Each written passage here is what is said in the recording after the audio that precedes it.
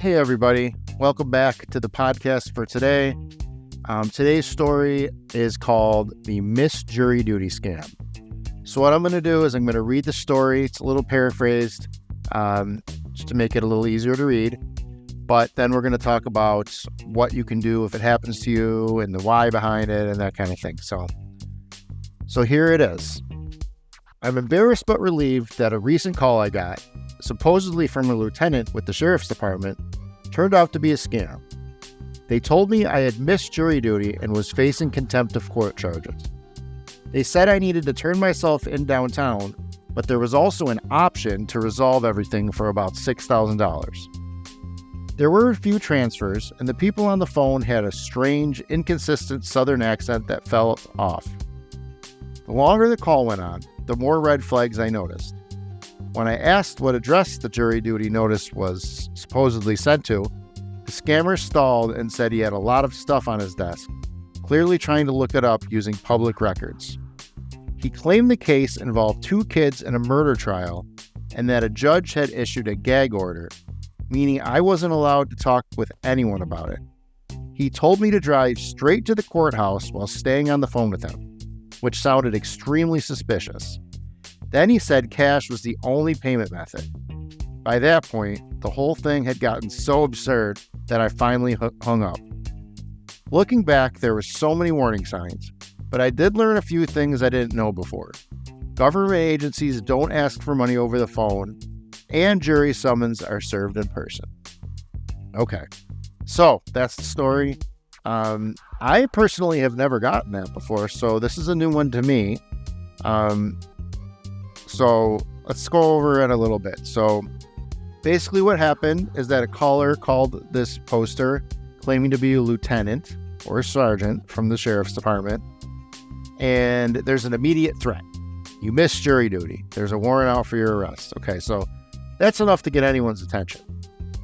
So the victim is told that they must stay on the phone, drive to the courthouse, and resolve the issue for thousands of dollars.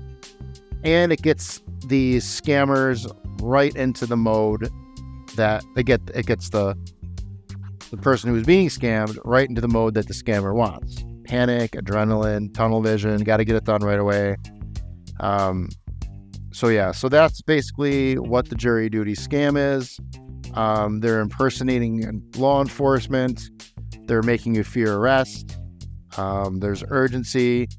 They want you to stay on that phone. And the reason they want you to stay on that phone with them is because you're not going to be able to ask somebody else what's going on, most likely, if you're on the phone with them. So that's why they want you to stay on the phone with them the whole time. And as this happens, you're getting cognitive overload. So your panic is shutting down your critical thinking.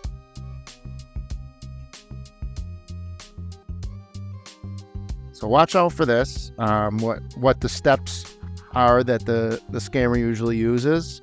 What we already went over. There's the call itself from the sheriff's department. There's the setup, a fake case or a gag order, wanting to keep you on the phone. And then, of course, it always takes a little bit of time with these scammers. They ask for money. They usually don't ask for it right away. But most of the time, what it leads to is Bitcoin. This time it said cash, but a lot of times it's Bitcoin. So there were some good reactions on this post. A lot of people describe being pumped up on adrenaline and unable to think clearly. So watch out for that. That's what they want you to do. One person's husband was convinced he was the victim of identity theft. Holly Madison, the celebrity, fell for the same scam that was said by one of the posters. And another victim poster said, they really prey on the way panic can shut your brain down. So watch out for law enforcement is never going to call you to threaten arrest. Jury duties notices are never delivered by phone. No government agency accepts cash straps, Bitcoin, gift cards, and bonding kiosks. Real officers do not keep you on the phone. They have other things to do. You cannot be selected for a jury in absentia. So lots of things, lots of red flags, just like the poster said. I mean, it looks like this poster was really cued in on when they said the only method available is cash, and they finally hung up. But, not everybody's going to hang up. The scary thing is that not everybody is aware of these, and they're just going to do whatever is told to them to do because they're scared. And that's what the scammers are going for. So, what you should do if you get this call, simple, hang up the phone. Okay, hang that up right away, and then call the local police department, the non-emergency line. You could call the county clerk or jury office directly. And as I always say, spread the word. I mean, tell your friends and family. This scam and many, they spread through silence, which is why we have this podcast to let people know about it. We have r/scams because people post on it all the time. It's a fantastic Reddit site, probably my favorite site for scams to try and get people aware of it. I've posted on it. I do a lot of podcasts about it. So spread the word. So why is this all of a sudden exploding right now? Public court records make it very easy to look up names.